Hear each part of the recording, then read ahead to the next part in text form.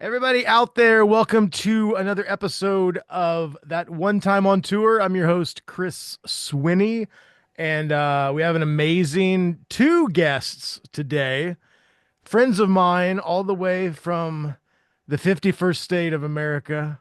I'm just kidding.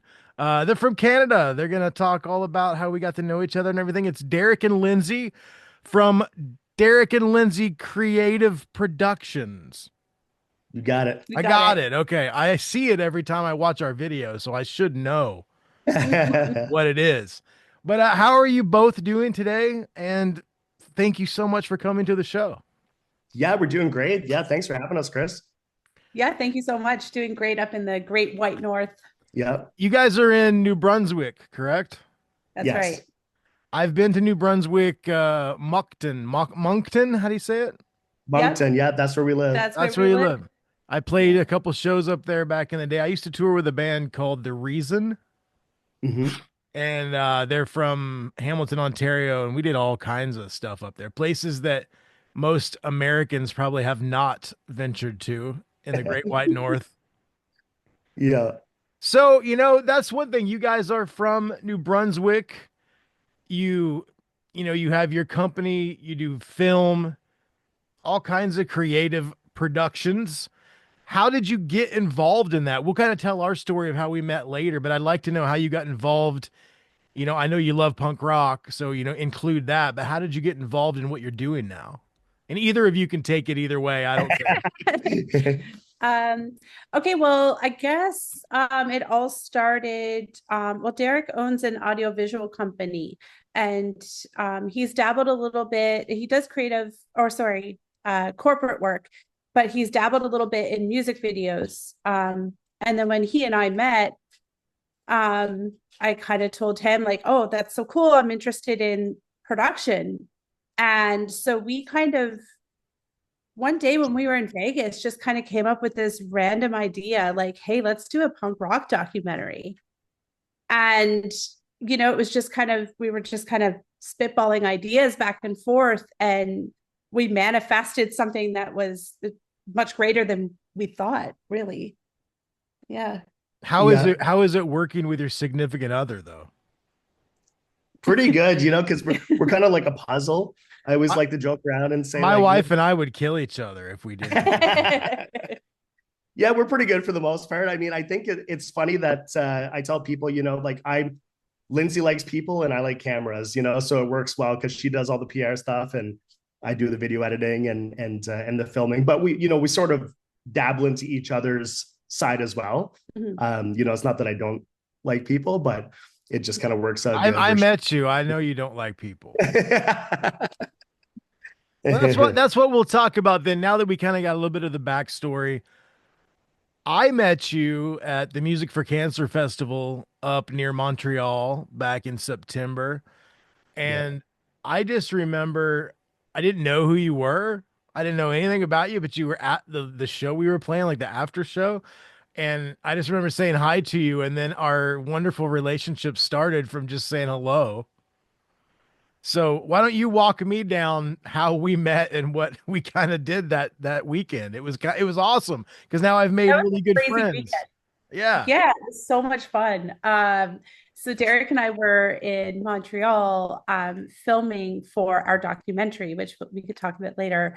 And we were filming Fire Sale. We were filming your band, and we were like, okay, these guys are sick. So usually we'll film like a little bit, little pieces here and there of a live performance, but we actually caught all of your performance. Yeah, it And was awesome. um, I think it was me that came up to approach you and asked if we could chat a little bit about our documentary. And you were so friendly and open to it. So that's kind of how everything snowballed. Yeah. I know it was really cool for me because I don't know, I've had so many good experiences playing in Canada over the course of my career, I guess, whatever you want to call it. And everybody's just been so nice. And you guys were sitting there. I think you were talking to Seb. Yes. Yes. Yeah. Yeah, which we'll talk about him too. He's a good friend of mine, good friend of yours. And I think I was just like kind of being a dick and I was messing with him as you were interviewing him. And that's maybe how the communication started to go, because he like, oh, you should talk to Chris. And then it was great because we will talk at length about it, but the documentary is kind of, at least as what I was told, is kind of how merchandise plays a role in independent music and in touring and whatnot. And, that's one reason why he's a huge part of it, because of all the artwork that he's done with stereo design for No Effects and Blink and Fall Out Boy and Pearl Jam and crazy bands. And he's done some stuff for Fire Sale, and I've known him for quite a while. And I know how important merchandise is to us and to every band I've ever been a part of. So I was just so intrigued by the idea of the documentary. And then you were so cool. You wanted to have me on there and you interviewed me. It was so much fun. I really enjoyed it. Can you tell us a little bit more about the documentary and kind of where the ideas came from, and kind of where you're at with it now? Yeah, for sure. I'll let you take that one. Yeah, sure. So, as Lindsay mentioned, we were sort of like, if you go back to the beginning, we were in Las Vegas and we are at the Punk Rock Museum. We're just like, man, we just love punk rock so much. And we wanted to work on something creative. And we were trying to think of an idea that would be an interesting documentary to produce. And just scrolling through Facebook, and I'm like, man, I didn't know Seb super well at the time, but I was like, this guy is doing some awesome work. He's designing stuff for No Effects and Lagwagon and all these awesome punk bands. And we ultimately reached out to him and asked him if he'd be interested in being part of the project, which kind of started as sort of a smaller idea. We were going to go to his apartment, and if you've ever seen Seb's apartment on Facebook, I've seen pictures on Facebook and Instagram. Yeah. It's like the ultimate shrine to like punk rock and horror movies and just anything. I like my studio I've got here, and I'll show you better pictures of it. But when I see pictures of his, I'm like, oh, mine's nothing next to the video games and the skate decks and the guitars on the wall. Like, he's got the coolest place ever. And I gotta add too, when we walked in there and we we came with like all of our film gear and stuff. And then I look over on his wall and there's a picture of Derrick on the wall from when Derrick was, I don't know, you must have been in your early 20s in this picture. 21, 22 or something. Yeah, it was a very old picture, just hanging on his wall, just as if it lived on his wall for decades. And turns out it's just something he does to troll people whenever they come over. He puts a picture of them up on the wall and waits for them to notice. I've got to start doing that now. That's a great idea. It was so awesome. So anyway, long story short, we were like, okay, well, we'll go over to Seb's place and we'll interview him. We'll grab some B-roll, some of the cool stuff around his apartment, and bam, we'll have a sort of like a mini documentary. And as things started rolling, Seb's like, oh, hey, I'm going to Redbridge Fest in Quebec. You guys should come along and maybe try to grab some interviews with some bands and stuff. We're like, okay, cool. So we followed him along, and it just ended up being such a life-changing and eye-opening experience for us.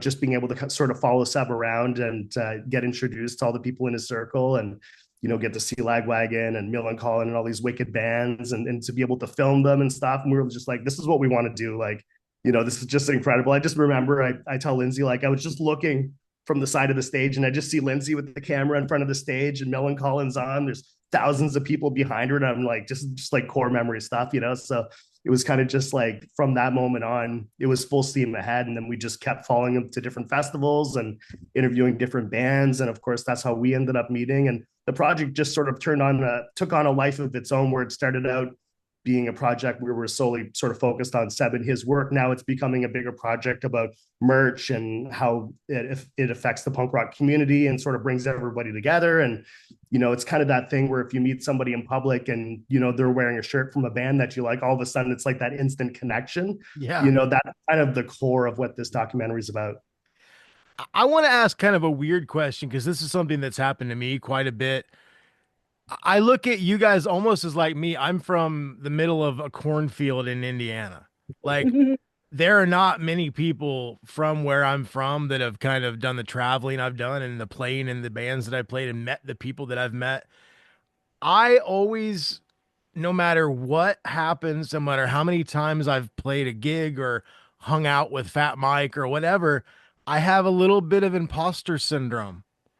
I almost feel like, why is this happening? Why am I in Canada playing a show with the Dropkick Murphys. You know what I mean? Like, I know that I've worked hard and I know that it's luck is like, preparation and being in the right place at the right time. Like, I understand like why I've gotten to do the things that I've gotten to do, but I still, it's never lost on me. Right. Like, do you kind of feel not the imposter thing so much? That's kind of weird, but like, when you're there, like I never take it for granted. Like when I get to, on my podcast a couple weeks ago, we had Jim from Pennywise, we had Todd from Propaganda, like, and Jim's like, "Hey, good to see you, Chris." Like it blows my mind because when I was 14, I had pictures of his band on my wall. So like, does it ever feel weird? Because I've seen you guys hanging with Fatty and hanging with, Flip from Lagwagon and all this stuff. Does it feel kind of strange? Because I'm still weirded out every day of my life when I hang out with those people.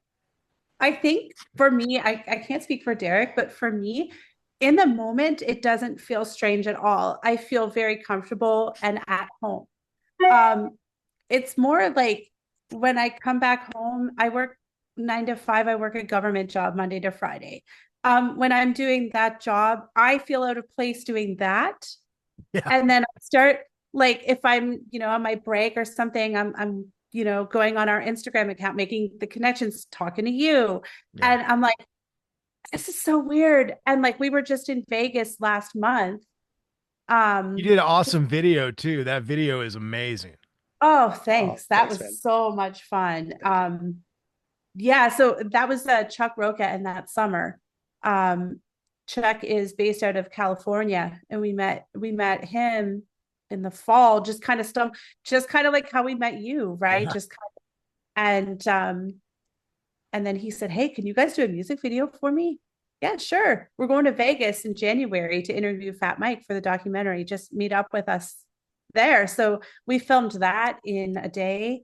And Derrick had that edited in less than a week and It's put that it's out. so awesome. Like I will tell you, I'm sure we'll talk about it more, but when we were at that festival, I met you guys and I was like, "Hey, you think you'd put together like a little highlight reel like thing?" And oh, sure. And you did, and it was amazing. Then I'm like, "Would you do you have enough footage for like an actual video? Because it looked so great."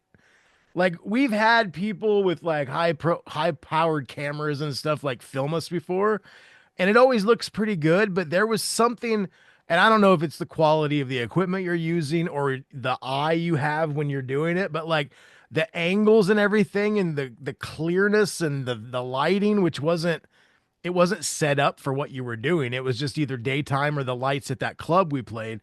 It looked so amazing. I was like, if you have more footage, can we do this? And you turned it out in like 2 days, man. And it's my favorite thing that we've ever been a part of to promote this band. It's amazing.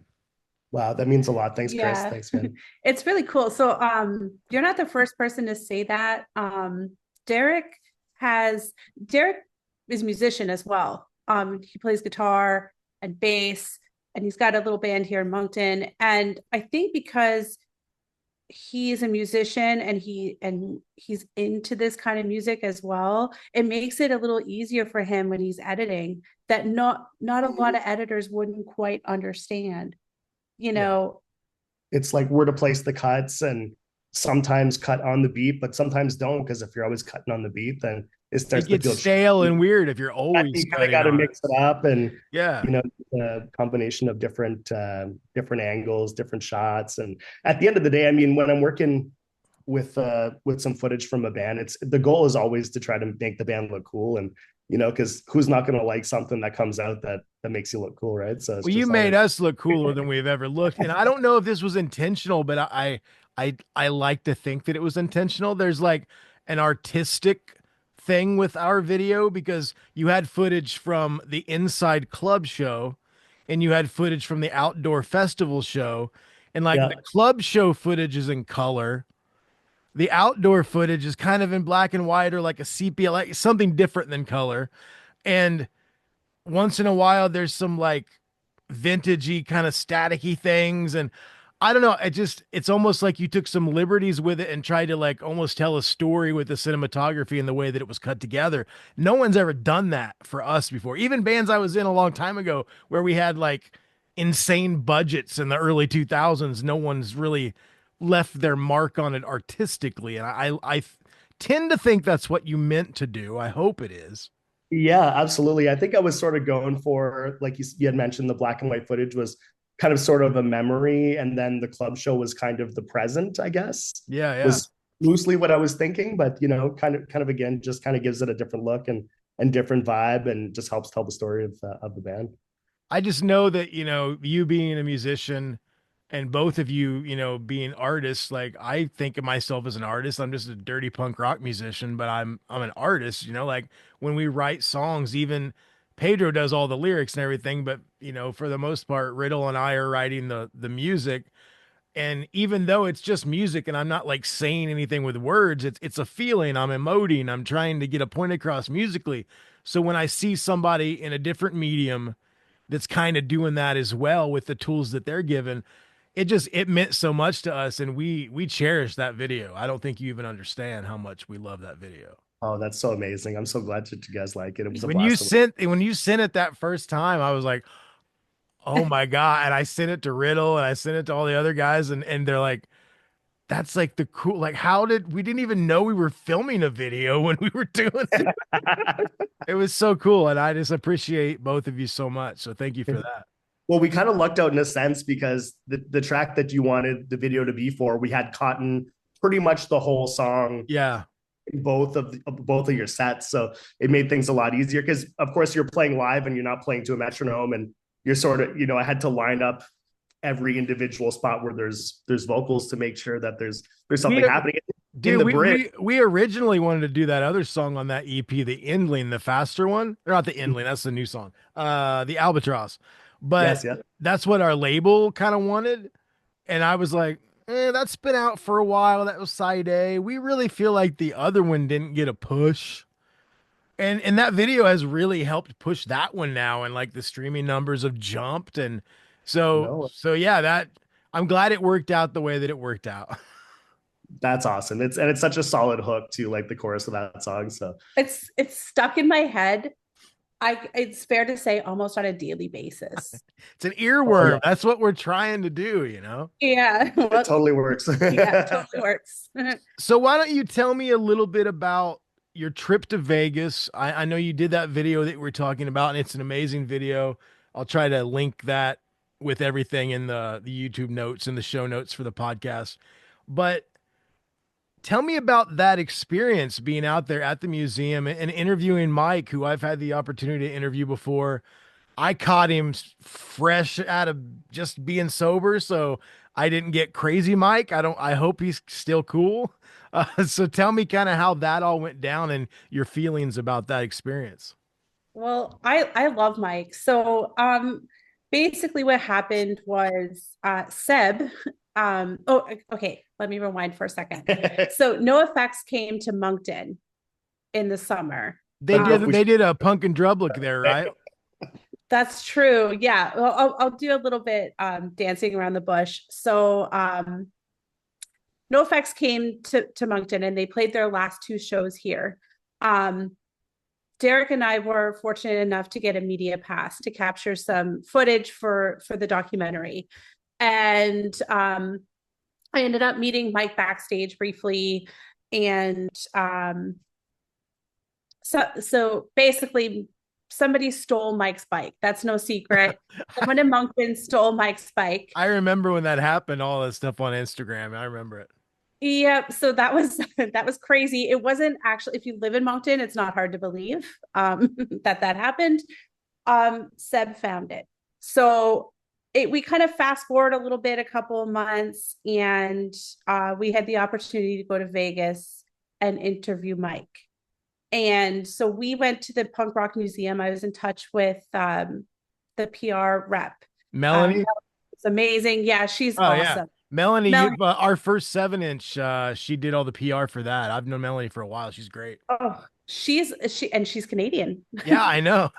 Right. So she's brilliant. So she hooked us up. We went to the museum. And Mike provided a really great interview. He's a really humble man. And but at that being said, you kind of get what you see is what you get with Mike, Yeah. right? So you don't know what Mike you're gonna get for the interview. That's what I was worried about when he was on the show. Like I've hung out with Mike before. I wouldn't say we're like best friends, but we're acquaintances, you know? And when he was on the podcast, I was like, I don't want to talk about S&M. I want to talk about songwriting because that's what I'm interested in. And when I started asking him about songs and chord progressions, and he became somebody that I was hoping he would be, as opposed to the Mike I thought I was going to get. I'd So say we got somewhere right in the middle. Yeah, okay, that's yeah. good. That's awesome. Yeah. Yeah. So that was awesome. We after the interview, we met up with an old friend, Danny Breeden.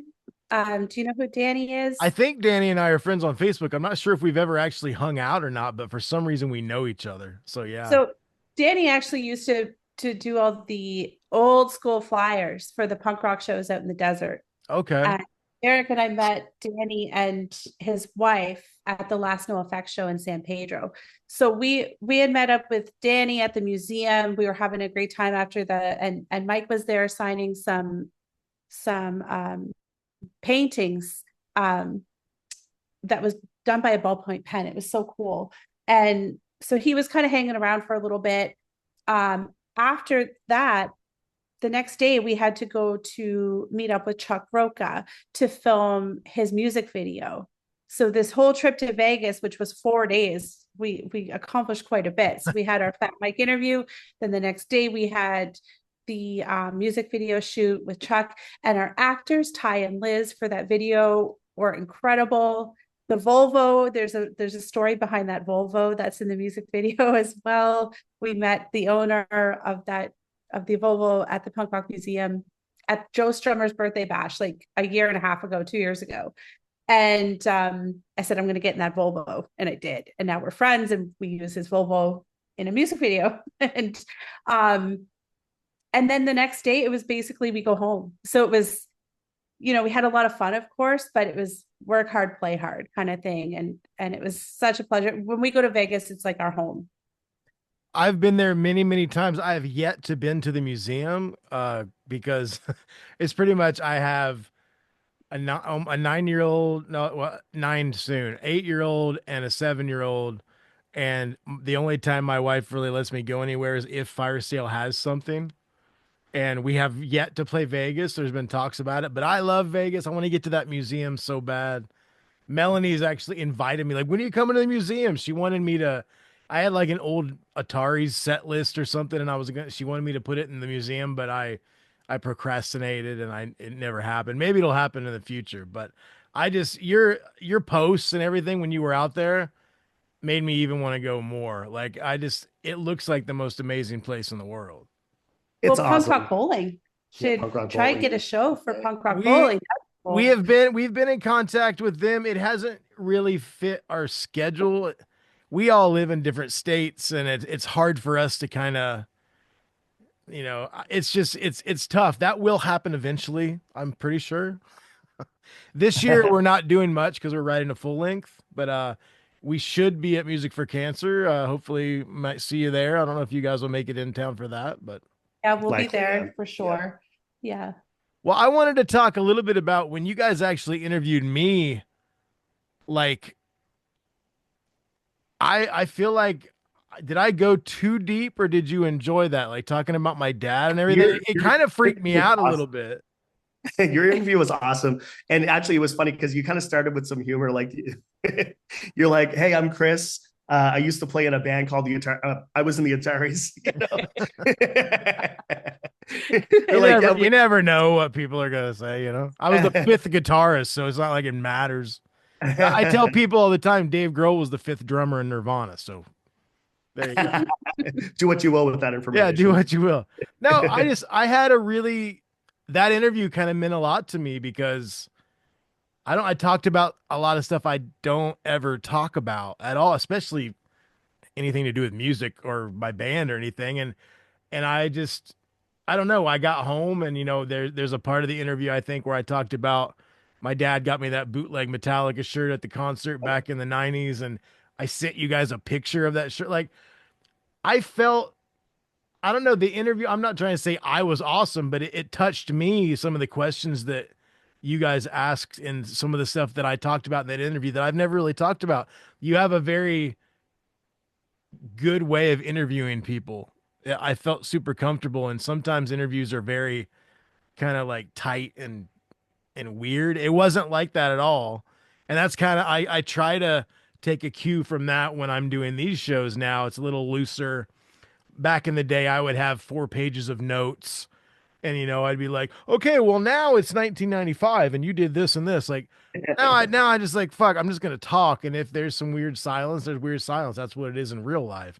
And Right. I don't know, I was almost inspired by the interview you did with me in Canada to kind of get this show going again and be a little bit more myself and a little bit less like journalism guy.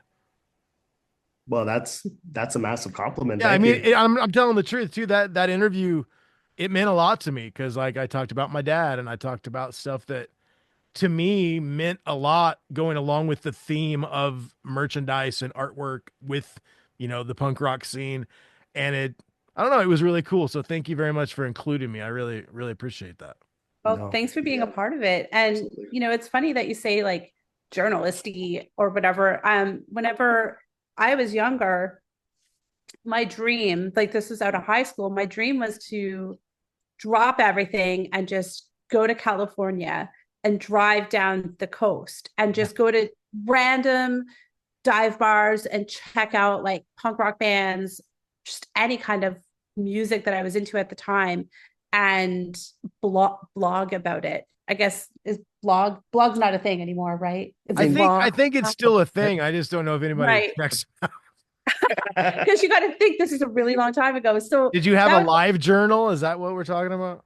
yes, it was live journal. Really? And yes, it was live journal. And so I had two problems with that. My first problem was I had no money. My second problem was I didn't have my license. So how am I going to?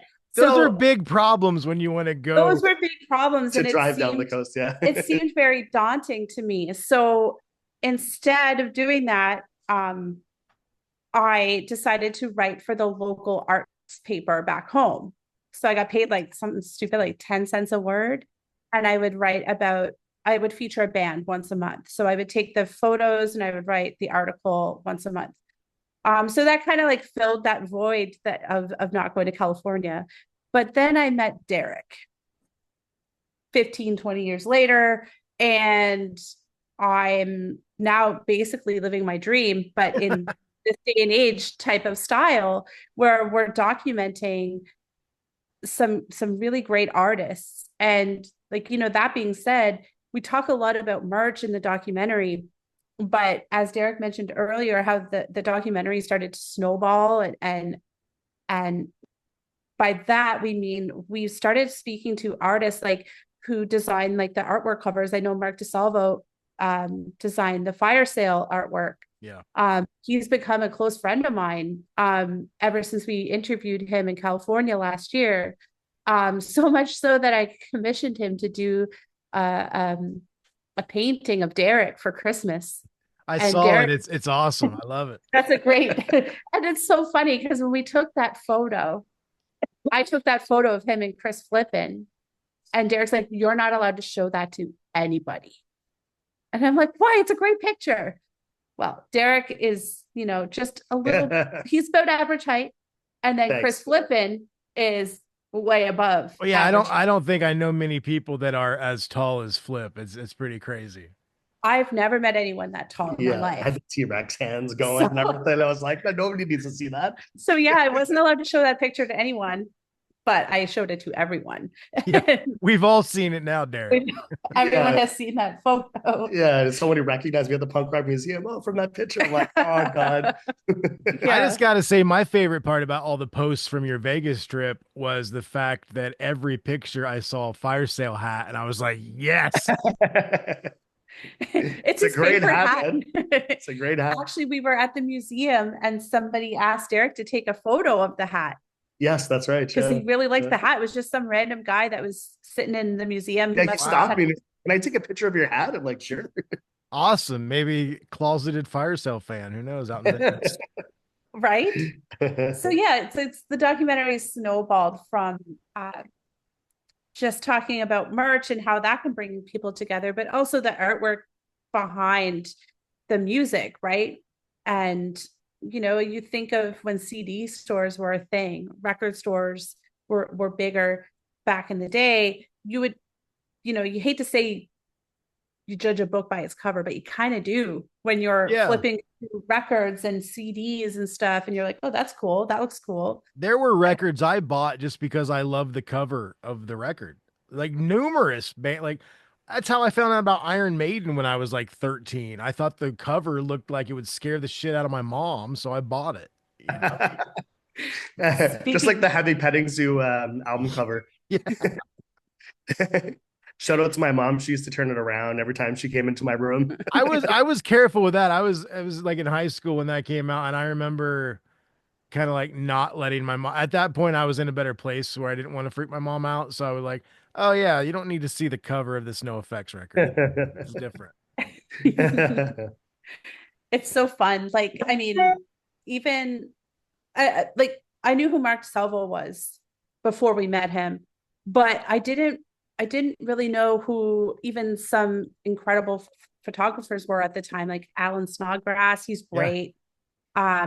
Like Colin Smith, he's incredible. And we've had a chance to, because Derrick and I are behind the lens type of people. It was really cool to, hang out with like-minded people and who kind of get the business from our perspective as well. So it's really opening up a lot of doors. We're having so much fun with it. Yeah, and I think at the end of the day, that's our main thing too. Like we just want to have fun and do something we love. We're calling it a business, but really it's just something that we would do if it was a business. We just love it. I mean, that's kind of like the podcast. Like I'm floating around a million downloads of my podcast, and I won't say that I've made much money doing it, but it's a lot of fun. It's kind of a passion project. Like, I think maybe we're similar ages. I just turned 46, like back in October. I mean, it's been months, but I don't know. At this age, family, mortgage, kids, everything, like, I kind of have to fill my time up with fun stuff that means something to me. And like, doing the podcast, writing music, playing in the band. Like, I think you guys probably feel the way that I do. If not, you're just a boring ass adult that's just paying Yeah, bills and watching football and shit. I'm not one of those people. I'm not a normal. well, Derek's going to be 42 tomorrow. Okay, so we're similar. We're right there. Yeah, we're Yeah. right there. And we have two kids. Our boys are 13. So we kind of want to be the parents that, like, it's great to have a work ethic and all those things. However, it's okay to, if you want to dabble in creative work Yeah. and kind of show them your life isn't just about punching a clock. You can have fun and turn your hobby into a job as well. Right. Right. So Lead by example and show them that they can accomplish anything that they want to do in life too. I know that Canada is a big champion for the arts. I know there's grants that you can get to do different artistic endeavors. Have you ever looked into that, or have you ever been like, eligible for any help from the Canadian government? We haven't received any yet, but it's definitely on our radar. I have a long list of, and whenever I started researching it, I came across a couple where literally we just like missed the deadline. I have like some cousins and stuff who are into film, and they live out in Vancouver. And so I kind of reached out to him and asked him for like just some advice for grants and stuff. And the first thing is really just to solidify the business. So once we have like our business, like our business exists, but it's not technically registered yet. Yeah. So once we have like the small like paperwork things done, it'd be easier for us to get grants. And we work with some local artists here in Moncton who receive grants from like Music NB. So they're able to hire us to produce their music video. So it's kind of like it's all working together in the art world. I don't know if that was a good answer or not. Yeah, I get what you're saying. Okay. That was a great answer. I just know that Okay. like that band that I used to tour with, the reason they did a few videos like strictly off of grants that they received from the government of Canada, and also like, I know the guys in Alexis on Fire, and like their first couple videos were grant based. And living in America, like, I mean, we don't have to talk about the political climate currently, but the fact that the government cares enough about the arts that they will give you $25,000 to film a video back in the day, that blew my mind. Like they're cutting the arts. At my high school, they got rid of choir, they got rid of the plays and everything. Like, I don't know. I sometimes I kind of wish I had universal health care and grants for art. Maybe we should become a province instead of you guys becoming a 51st state. That's what we need to do. Yeah, we'll take all the cool states and Yeah. add them together. Well, I don't. Indiana's not as cool as some of the other ones. I do enjoy living here. It's cheap and safe. That's why I'm. That's true. I have a friend That's that lives in important. Indiana. I met her through, I used to do fundraising work for Pearl Jam. Okay, Uh, cool. and so it brought me kind of all over the place. And I met up with this girl. Her name is Nusha. So hi, Nusha, if you're listening. She is awesome. She lives in Indiana too. And you're great too. So good things come out of Indiana. Yeah, good thing. I mean, let me give you some examples. David Letterman came out of Yes. Indiana. Nice. Axl Rose, There you go. Kevin Kline, if you like movies, he's a good actor. John Cougar Mellencamp. There you go. No, There it's you go. funny. My wife's from Alabama, and like I always, if we see a celebrity or somebody on TV from Indiana, I'm like, they're from Indiana. She doesn't know anybody from Alabama. I think it's an Indiana thing because you have to fight to tell people that your state's cool. So as you're growing up, you learn every famous person that's ever lived in your state. It's kind of the same thing for Canada. Actually, we're like, yeah, Jim Carrey, that guy's from Canada. Yeah. Dude, you guys with like Yeah. comedy though, you would need another brain to know all the people. Like so many of my favorite comedians are Canadian, and Oh yeah. I mean, for my so many of my too. favorite bands are Canadian. It's insane. Yeah, we have some really great bands that have Mhm. come out of Canada. I mean, you Yeah. guys have propaganda, so you've won. I mean, That's true. so many bands. I mean, We're playing I'm a, Redbridge summer. Yes. oh yeah, yeah, I saw that. I'm a big Alexis on Fire fan. I actually have, if I can get it, the little logo right there. Oh, cool. That is They awesome. totally gave me shit when I showed it to them though. They're like, "Why would you do that?" I'm like, "Cuz I love your band." Yeah, I think no. one of the members of Alexis lives in Moncton, actually. Oh, really? Yeah, he Yeah, doesn't live too far from here, like maybe I, 20 I minutes. think. I think so. Yeah. They do like emo nights and stuff here. They were a band where like, I mean, I was always into metal and punk rock, and then back in the day, kind of, touring when all the emo metalcore stuff kind of kicked off. Even though I was in a punk band, you were playing Warped Tour and you were playing festivals with Taking Back Sunday and Atreyu and Alexis on Fire and Fairweather and like all these different bands. So like there's this funny thing. My wife's like 12 years younger than me. And so I'll put on my Spotify playlist when I'm like hanging out and it'll play No Effects and then it'll play Taking Back Sunday. And she's like, "Why are you listening to Taking Back Sunday?" And I'm like, we played shows with them. They're awesome. She goes, "I listened to that in like eighth grade." I'm like, "Oh, that makes me feel old." But like, Wow. I think it's like, even though some of those bands, I mean, like Boys Night Out, one of my favorite bands of all time, and I love those guys so much. Shout out to Connor, he's my buddy. I Some of those bands that maybe an old punk guy like me wouldn't like, when you're playing gigs with them and you're kind of out on that circuit and you're seeing those bands every night, you kind of get into them. So like that's one thing that I realized every time we would go to Canada, there would just be like 100 new bands that I would fall in love with. And even like more classic bands like the Tragically Hip and Sloan and like all these bands from up there, they blew my mind. And I'm not saying America doesn't have some good bands, because we do, but there's not many times I saw a band from Canada and I was like, "Oh, I don't like this." It was always like, "Oh, this is amazing." Choke and Ghosts of Modern Man and who else? Belvedere is amazing. And like I could name a million bands that I fell in love with from Canada. So thank you, your country, for having great music. Yeah, I absolutely. find like Canadian music, like Canadian lyrics have something very poetic about them.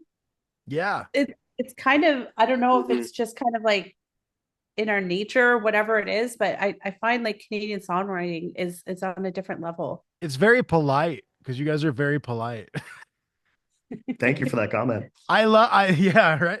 I love Trudeau the other day was talking about the whole Trump thing and he was getting a little shitty and I'm like, "Ooh, this is awesome. I want to see him get I don't want him to be mad. I just want him to be like, "Trump, you're a dickhead." You know, that's what I wanted to hear.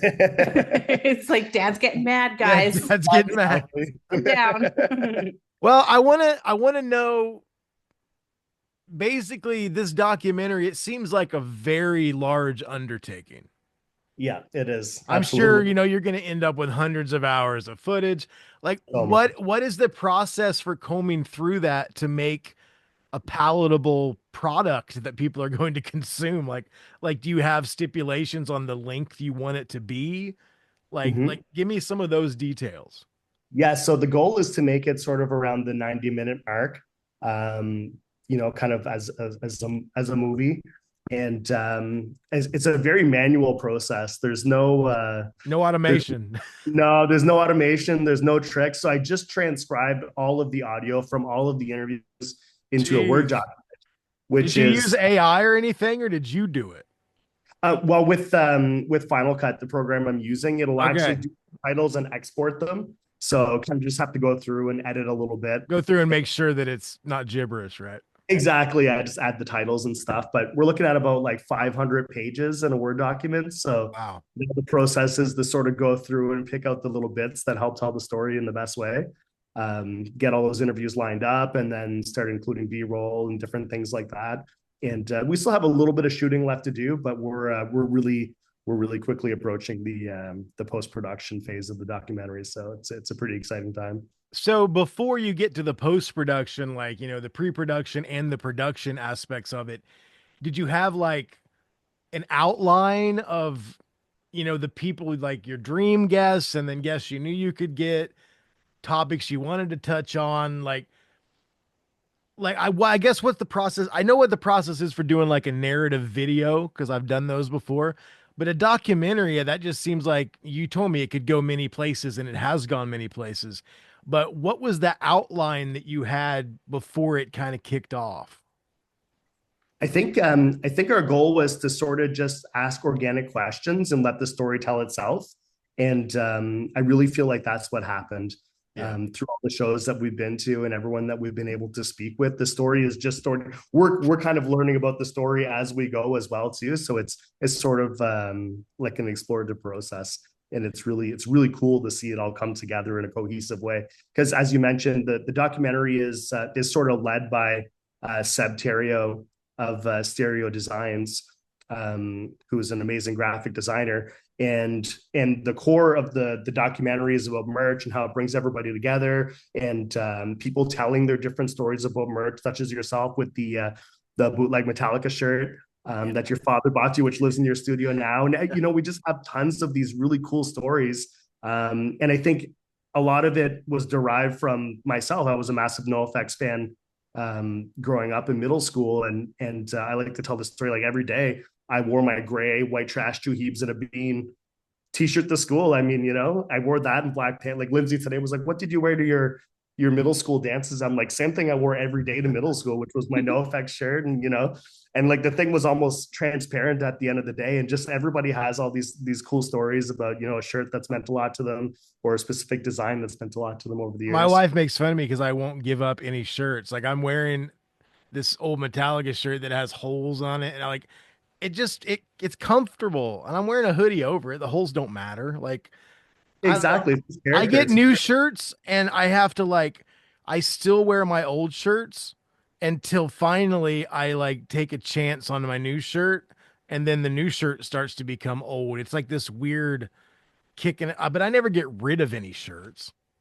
it's almost like one of those things where like the more beat up the shirt gets, the better it is. Yeah, It's it's like, broke in. yeah, like a guitar or whatever, you know what I mean? It just means that it means a lot and it's important.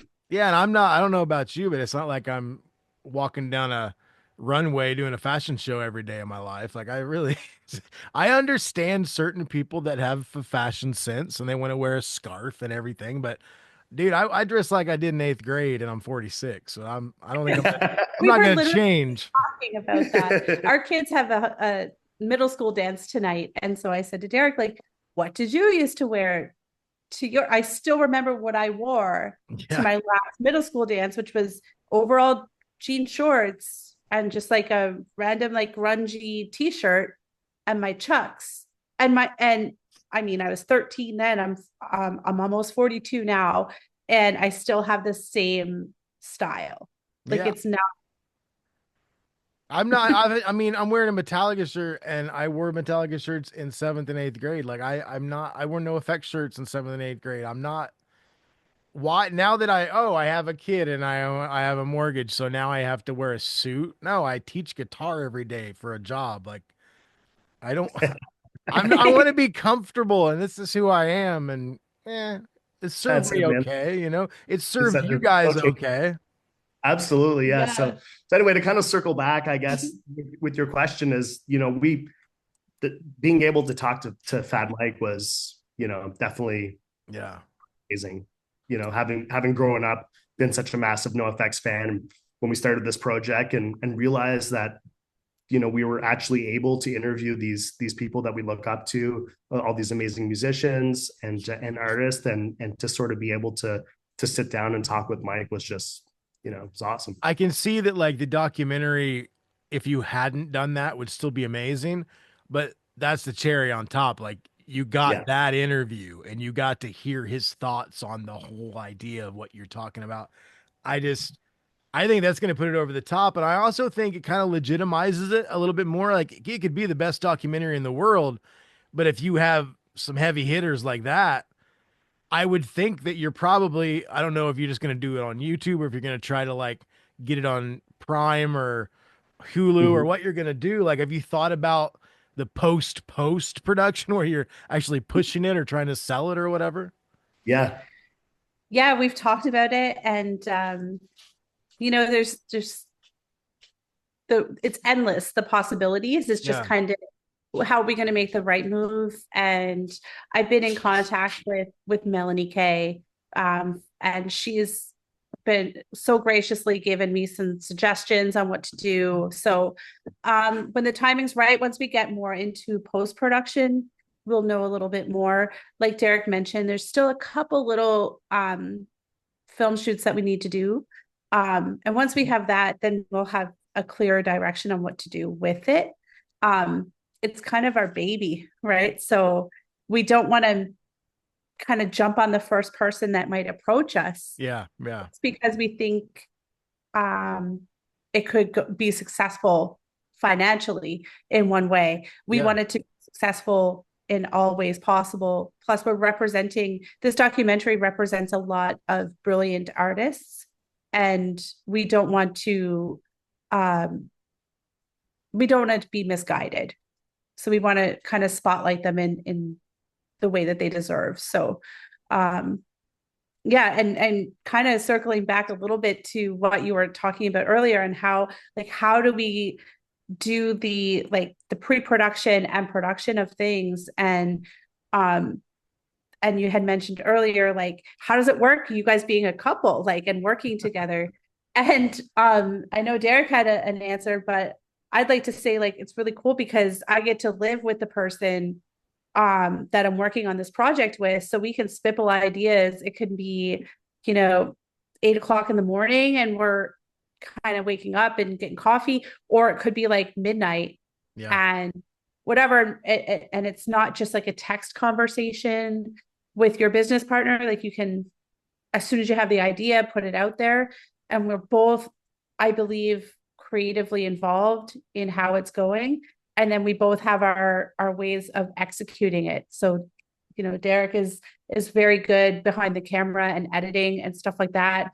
He for some reason thinks I'm good with public relations, so I go out And my big thing when we're interviewing is to make people feel comfortable and not have it incredibly structured, because it makes people nervous and you don't get who they really are when you're doing that. So, I like you said earlier with your podcast, you just kind of go with the flow and let the conversation do what it's going to do naturally. Yeah. And I find that's what our approach has been this whole time with the documentary. Even with our music videos, we kind of come up with like a little bit of like a storyline, a little treatment on what it's going to be. And then, hey, if someone's got a great idea that's going to work, we throw that in there too. Mm-hmm. Yeah. Like when we went to film Chuck's video, the music video that we released recently, we were in the desert outside of Las Vegas, and we were kind of chasing the sun at this point. And by the time we actually got to the location where we were filming, the sun had already sort of gone down. So there goes a bunch of the ideas that we had, with these beautiful like sun flares and all this stuff for the video. So we sort of had to adjust, and we ended up just pulling the car around, turning on the headlights, and he performed. The shot looks great too. It looks awesome.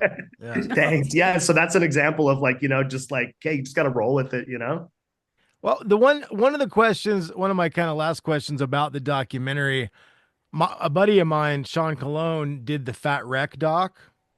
Nice. I'm sure you guys have seen that, right? Yep. Yes. Yeah. The one thing that was weird for him is that when they finally signed off on it, like he was worried about using the music, because in that industry, like filmmaking, you got to license all that music, right? Right. So, and then Fat Mike and Aaron said, use whatever you want. You guys have carte blanche, go for it. Have you had any issues so far with that? Or do you know, like, are you going to be using band songs? So I think you're allowed to use any fire sale stuff you want. I'm just telling you. All right, perfect. We got that on record. I think what my approach is to just make the best movie possible. Yeah. And use the music that I think fits. And when the movie's done, try to get approval for everything that's there. And if people don't want their music in the film, well, then we'll pick something else. It's not the end of the world. I think that's a good way to go, because like, make the movie you want to make. Right. And then if for some reason some band or label's an asshole, then maybe you'll have to adjust. But exactly. Yeah. Cause we do plan on showing sort of like a pre-release to everyone that's involved in the project, just to make sure that they feel that they've been represented properly. And if there's any, sort of issues, we can work them out at that time. If you need like a opening credit scene or a closing credit scene, that earworm from I Remember Damage would be perfect. I'm just saying. Right. It's so good. That's such a great song. Yeah. Well, I would like to know now, we've been on here for a while. I like to keep these things not crazy long. I'm not Joe Rogan. In many ways, I'm not Joe Rogan.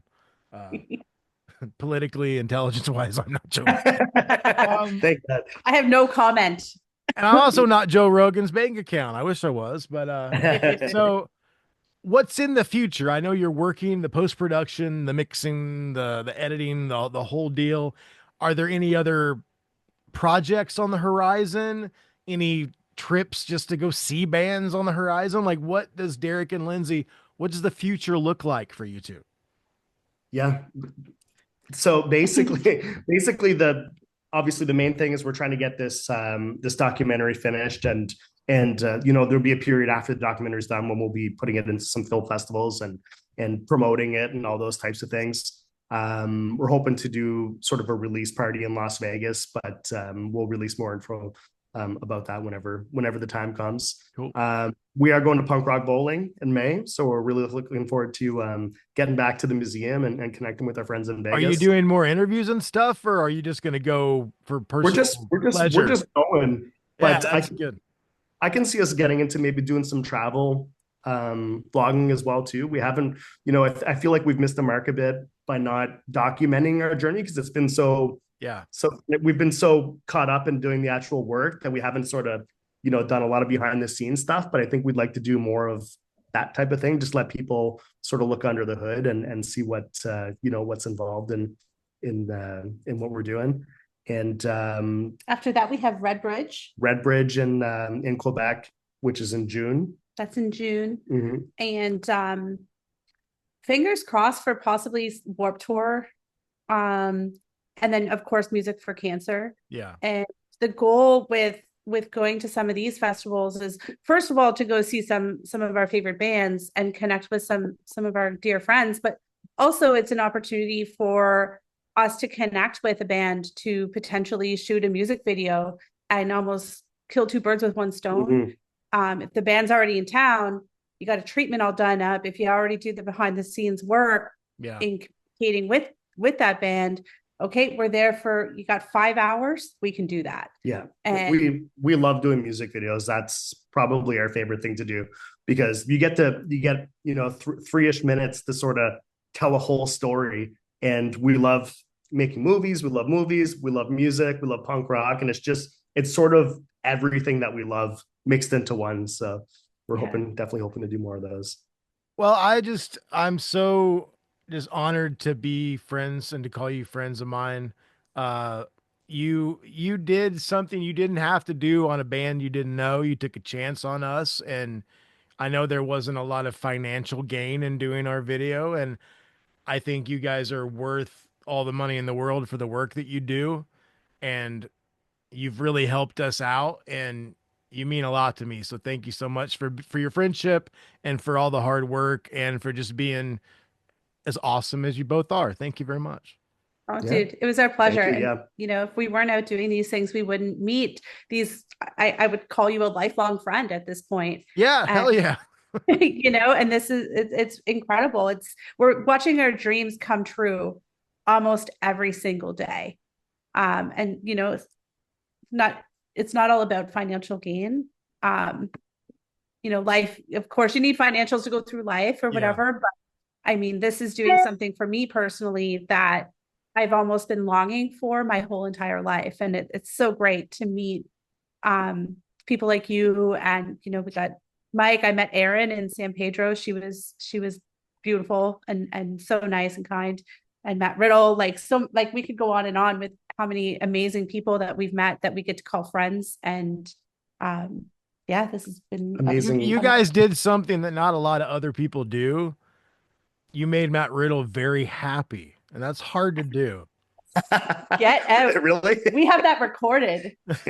As one of my closest dear friends, Mr. Matt Riddle, it's hard to make that man very happy, and you made him very happy. So thank you for that.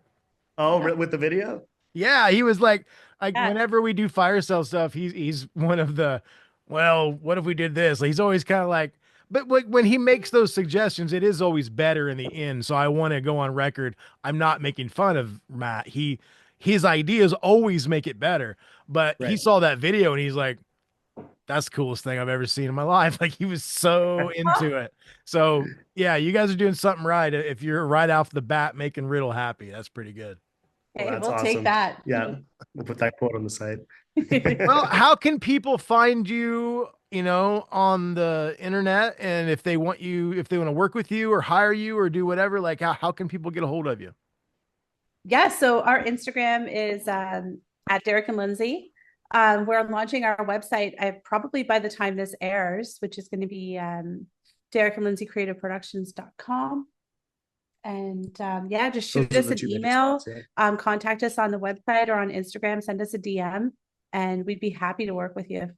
And I'll put all that information in the YouTube thing and in the notes and all the places I'll put it.